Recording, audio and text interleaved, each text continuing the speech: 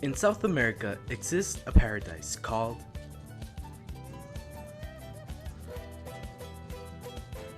Ecuador.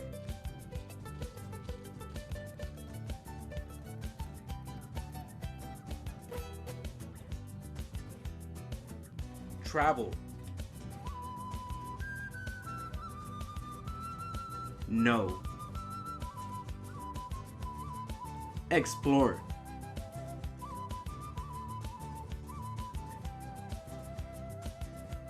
Discover.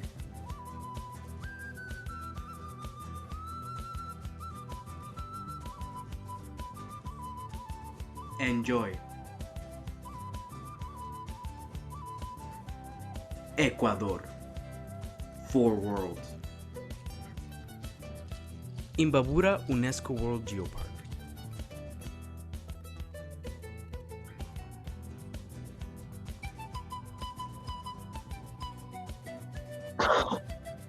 Is a delimited territory located in the province of Imbabura in Ecuador,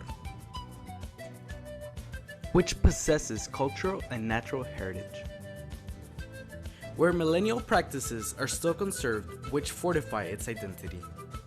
Okay, I will talk about our internship in the Latin America and Caribbean Studies program.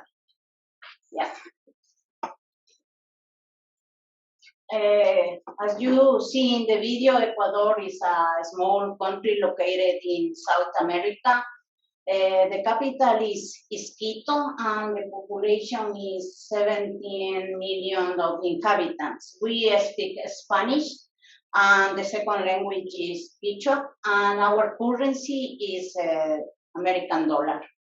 Ecuador is a multicultural country. We have ethnic groups like the most, we are mestizo, few white people, Montubio, mulatto, Afro-Ecuadorian, and 14 indigenous nationalities. Ecuador has four regions. The Galapagos Islands, and maybe you know or hear about Galapagos because of the evolution of theory by Charles Darwin. And yeah, this is very beautiful region, and I hope you can visit sometime. Yeah, it's another world. And the second region is the coast, located in the Pacific Ocean. You can see this, the church is Quito and the Andean region with a mountain range and the Amazon. The Amazon is a very special location because it's biodiversity and because of the indigenous group that live in there. Yeah, I want to talk about our partner organizations. Our strategic partner organizations come from the government, like the Ministry of Agriculture and Environment. Some NGOs like Ondesan, Yacum, Proideas, and municipalities like Joya de los Hachas and San Antonio de Ibarra and other NGOs. The idea to start the internship in Ecuador was to have students that have different skills. For example, in communication, for example, we have a workshop for young leaders, digital marketing, the video you will see, and the web page. In the case of the environment, 3 students work in climate change. There are management plan or gender or the agroforestry. In the case of economy, bioeconomy, e-commerce, and market. In education, for example, one student developed a handbook and educational infographics to help people in the different organizations to learn. And in the case of the language, one inter develop English classes, and at the same time, the students improve their skills in Spanish. And I want to start introducing the interns. Amalia, Nicole, and Jay.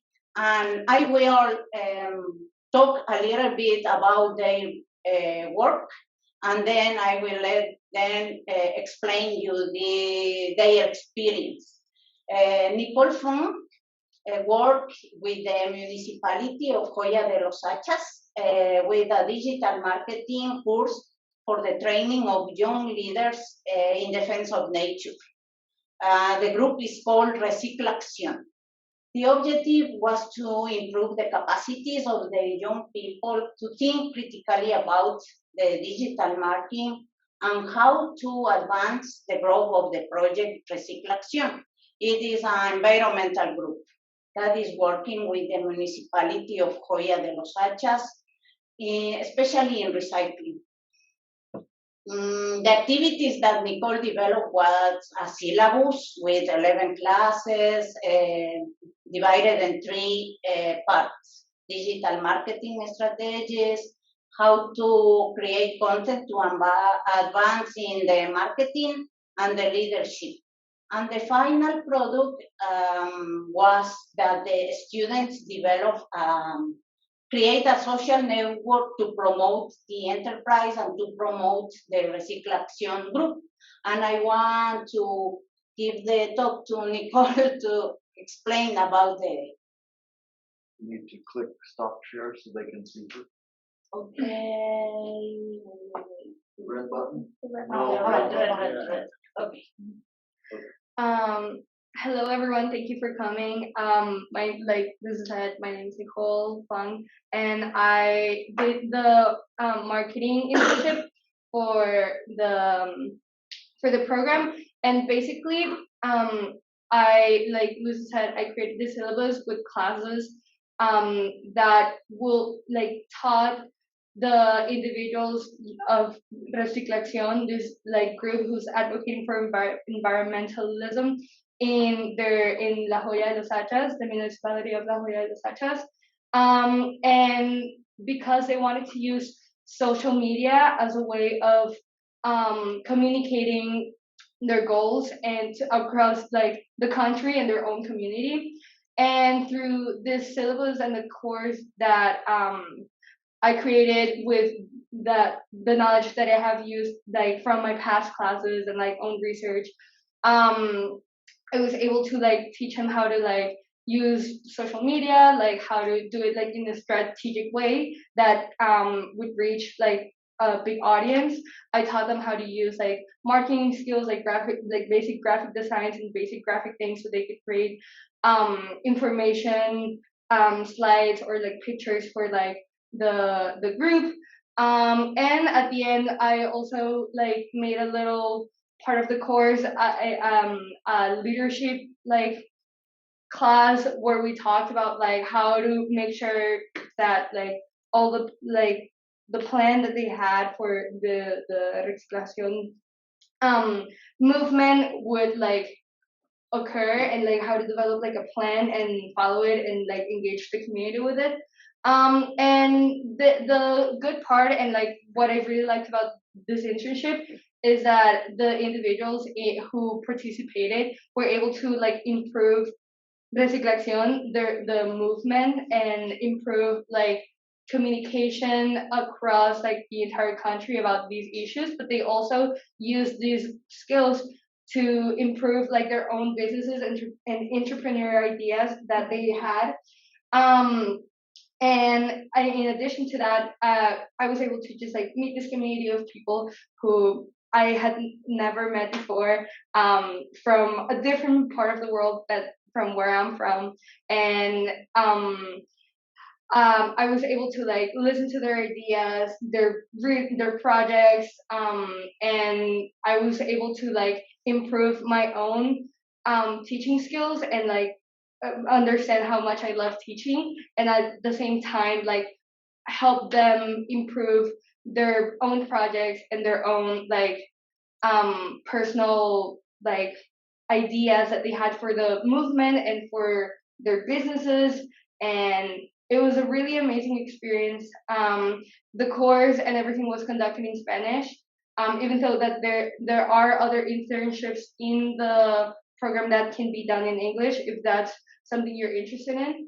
But overall, it was a great experience, and it was my first internship, which was really great because the Vanessa and Luisa, who were my two mentors, were really helpful at making sure at evaluating my work and making sure that it was like a good up to their standards, and also guiding me to do well and not be scared in my first like experience in like the uh, uh in the working world.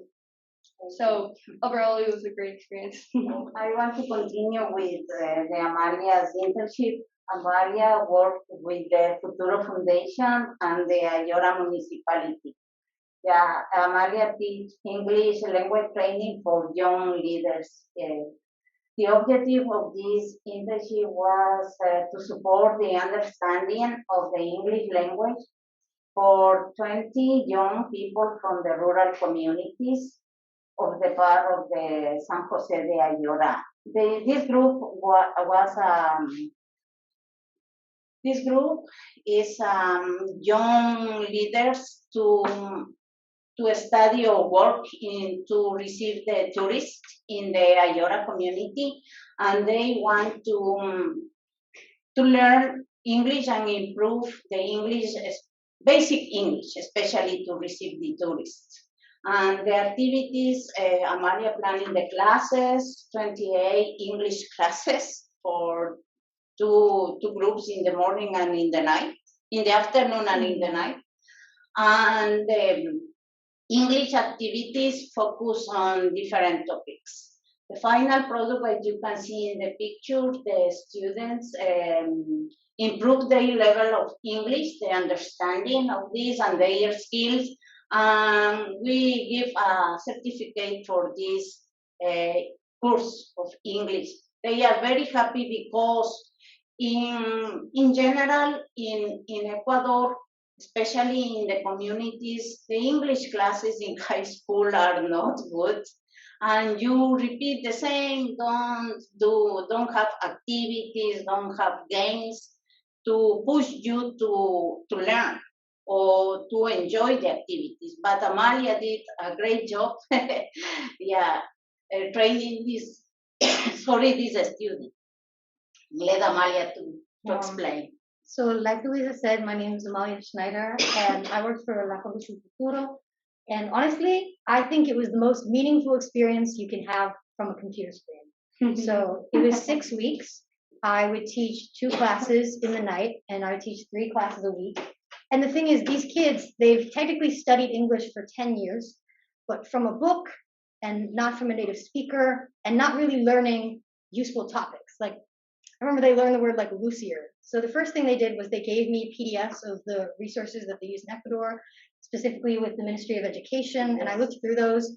And honestly, they gave me a lot of liberty to design what I thought would be useful, which I was like, I want to make it fun, because these kids were coming after a full day of classes to then come to an extra class to learn English, not required.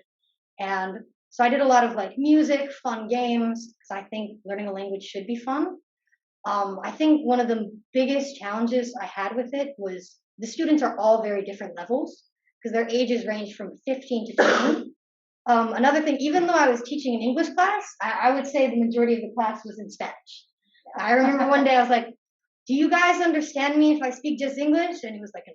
So you kind of have to balance that. Like, you're working with English. And I will say, teaching English is not like teaching an easy language. English is really complicated. And I especially would say like working with them on pronunciation and things.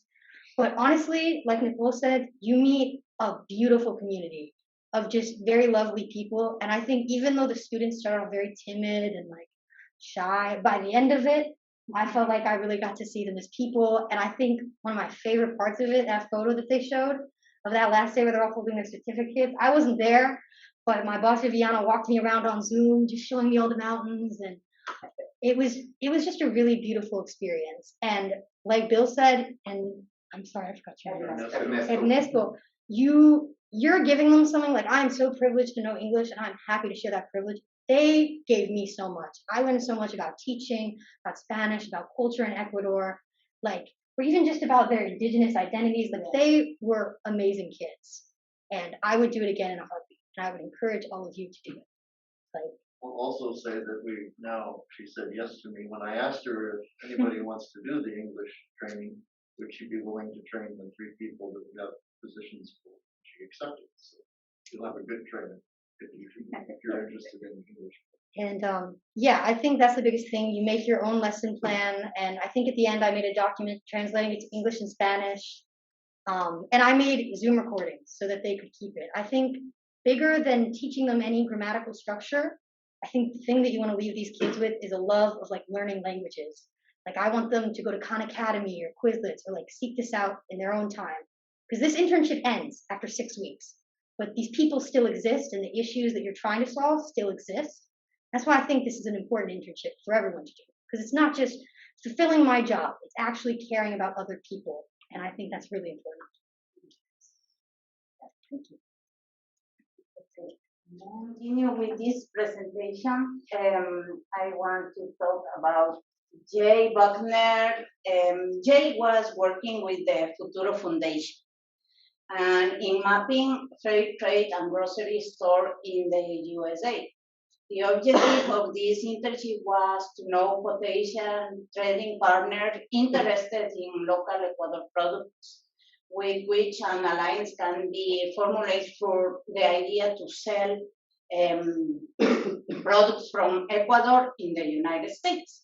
Yeah, but at first it was only like a search of the stores or market or something, but Jay has to change this, yeah, because sorry, of the difficulties and the organization don't have the idea what are the documents that they need to fix the quality of the products, etc. And Jay decided to present 2 webinars with the small enterprises in Quito, in Ecuador.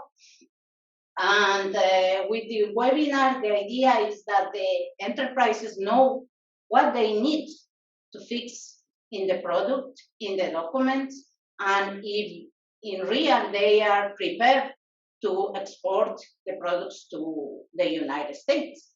And the final product, as I mentioned, 2 webinars and a database of the fair trade grocery stores in the United States. But I want Jay explain about the internship. Sure. So when my internship first began, the plan had been for me to be representing a single producer and try to get them a commercial agreement with a U.S. retailer, though unfortunately between challenges that arose as a result of the pandemic and a general lack of information on what all is involved in the export process, it became evident that it would be more appropriate for me to instead do a bunch of research on my own and compile, for the first webinar, information on what is involved in the export process to the United States for an Ecuadorian producer. And in the follow-up, for a subset of that initial audience who determined that export was right for them, a presentation on what type of strategy, how to incorporate export into your business model as a small-scale Ecuadorian producer. I felt very empowered. I'm an economics and Spanish student, and felt very empowered to present what I really thought was, based on my research, was appropriate and necessary at each step of this process, and to sort of give a model in the second webinar for how can you make export part of your business, how can you grow that, at what stages does it make sense to get certified organic or certified fair trade.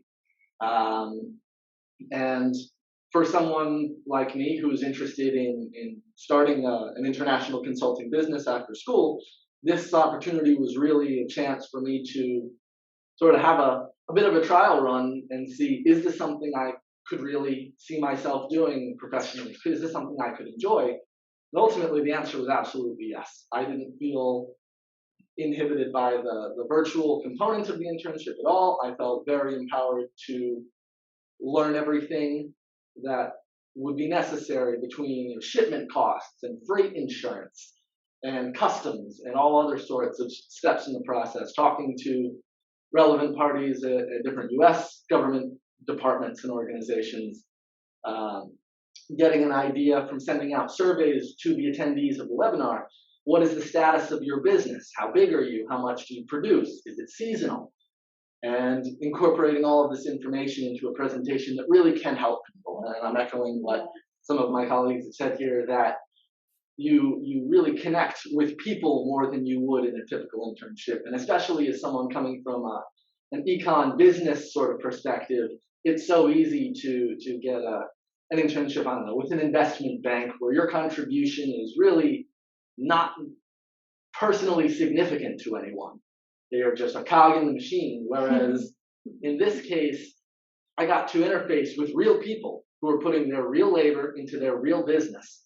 And this was their livelihood. And the ability to enrich their business owning experience was very powerful for me, who's hoping to start a business of my own, and building real genuine connections with clients, if you will, is very powerful and something that I'll surely value moving forward in my professional career. So I would definitely say, to echo again the sentiments that we've shared, that these opportunities really allow you to connect on a level that goes beyond just an internship, something to put on a resume. You meet people, and one such person, Luisa over here, was a fantastic co-worker, if you will, go-between between the local organizations and the interns, helping everyone on their side and on our side stay organized and up to date, facilitating all of the relevant exchanges of information, and really have to thank Luisa very much for her involvement in the process. But I would strongly recommend pursuing one of the opportunities presented to work in Ecuador here. There's, as you've seen just among the three of us, there's diversity in what you can do, whether you're interested in technology or business or biology or real. And there's a lot even outside of what the three of us did. That's true. Even when we got our internship offers, I received 4 different options. And I had to choose what I felt my skills were best suited for and what I was the most interested in. So really, they have any way you can contribute. And Luisa is the best resource. If you do this for no other reason, do it to So get to you can know with and work with She's Luisa. fantastic. But yes, ultimately, with the great diversity of opportunities that there are, my recommendation would be find something that is of personal interest to you, like I was able to do, because it's so much more rewarding to put all of your work in because it's important to you, and it's because it's important to people on the other side. It creates a wonderful work dynamic for everyone involved with stronger. Questions? Okay, how much Spanish experience do you need? Because I'm not a native speaker, and I've taken 6 years of Spanish. And I was a communication speaker, but I don't know, like you said, there's a good teach in Spanish. Oh, yeah. Sorry, yeah. One thing I should know, that's a super great question. So I'm like a heritage speaker, so I grew up listening to it. I think I definitely was fixing my Spanish. After about a week of teaching, you kind of get it down. First week's a little rough, but also the best thing, Luisa came to like half the classes to support me. So for example, for at least like the first month, they kept calling me Lisa. I was like, what does this mean? What the Lisa? I asked my dad, my friends, no one knew. I asked Luisa in 3 seconds, oh, licenciada, means you're licensed, which I'm not. But then I finally knew what they were calling. It means like teacher. So really, like they do support you. And beyond that, like I had a weekly meeting with my boss and Luisa where they would help me any questions, like, and yeah, like you can get by, and it definitely improves your Spanish. My web seminars were both in Spanish, but I'm only a second language speaker, so there are definitely opportunities between a great big list of them that we got to look at that give you more flexibility if that's a concern to you. Yeah, and even though I am a native speaker, Luisa, like she was for I'm sure the other 2 interns, she was in every single one of my classes there to support me and make sure that everything went well. And I never felt like I didn't know what I was doing or I was lost. It was an amazing experience. Thank you, Luisa. When deciding like if you work with an organization per se, how do you decide like which organization to work with, or like what options do you have? Yeah, it depends on your interest. We have last summer we have 20 proposals, and sorry, I forget this. Last summer we had 20 proposals, and you choose depending on your interest: environment, communications, what more, climate change, economy, etc. And you choose, yeah. We required that you fill some format, and Bill and I read this, and if you, depending on your experience, I send you 4 or 3 proposals that I think within Bill and I fix your interest and your experience, and you decide. Yeah. Okay. Mhm. And I will say that we also have had people say, and we look for something. We talk with the partner, and sometimes they adjust to what fits the person. They may have something else they haven't told us about that fits really well. We're able to move to that. Mhm.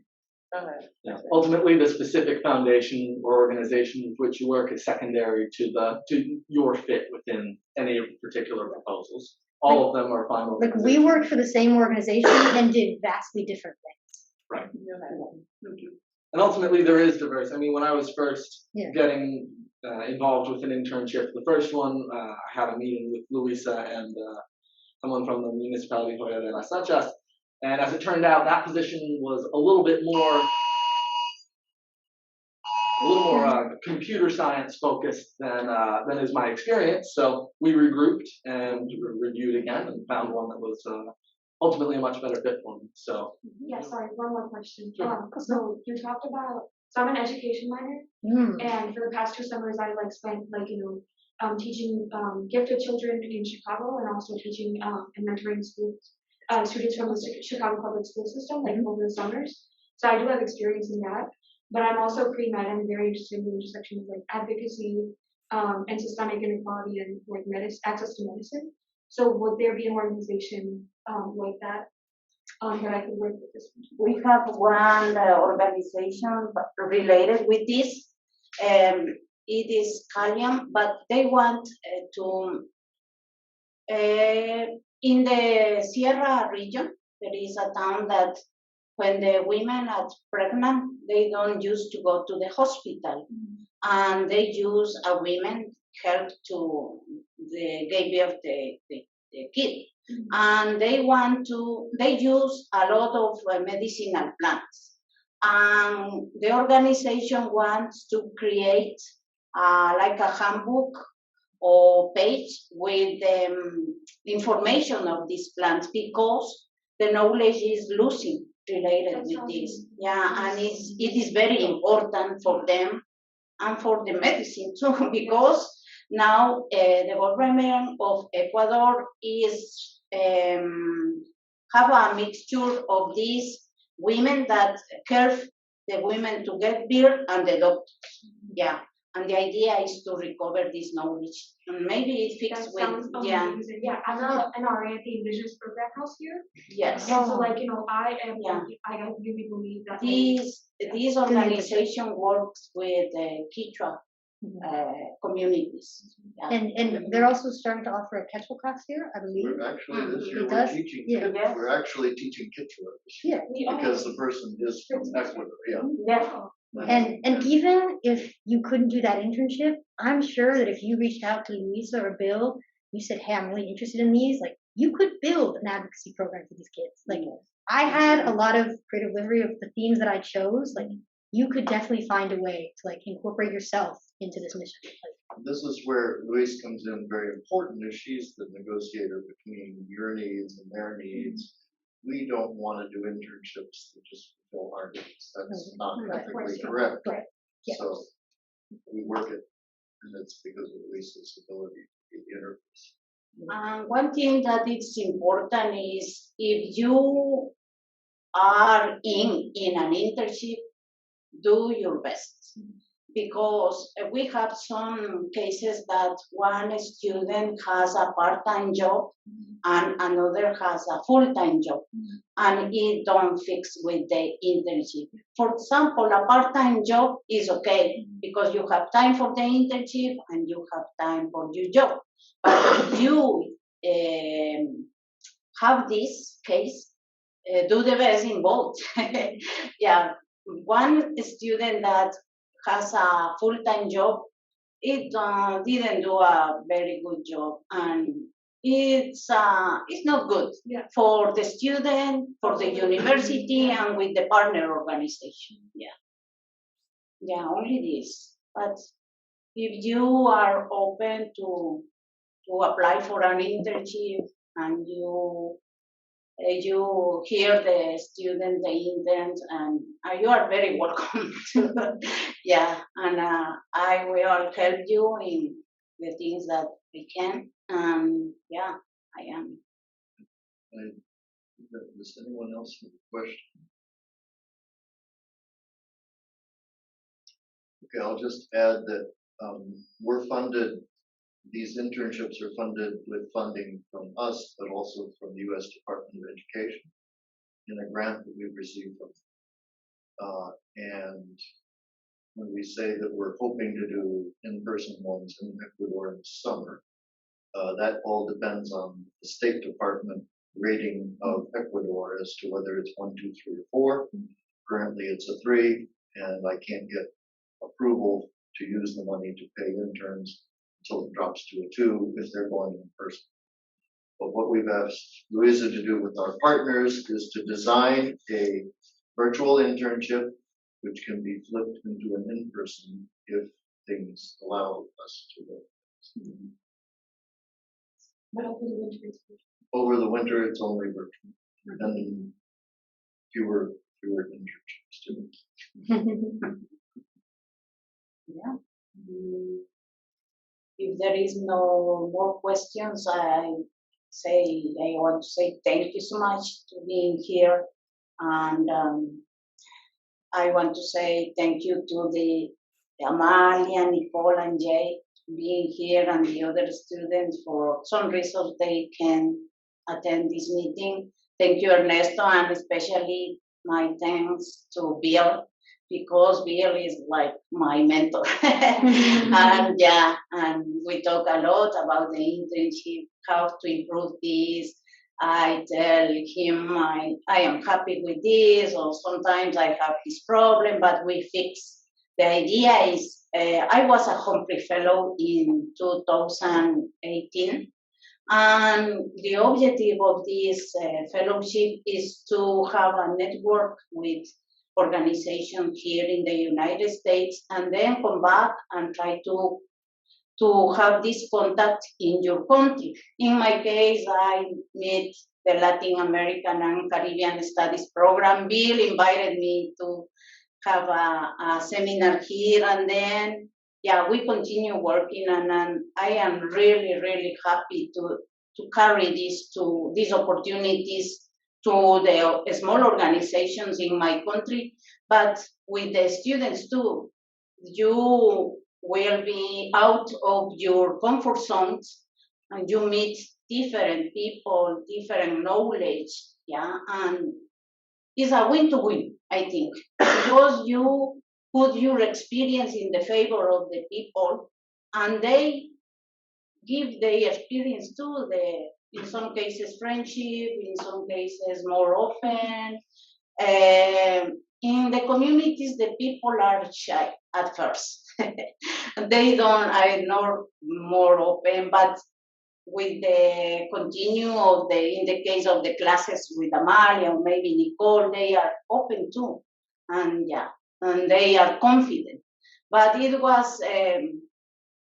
the contrast, because one of our interns was shy to at first to speaking Spanish, and they, no problem, you can tell. And then the internship continued, and she was very open too. And I think it's both sides. It's not only the shy people in the communities, maybe it's the student, yeah, but it's a win to win, and if you want to start this internship, you are very welcome, and thank you for being here.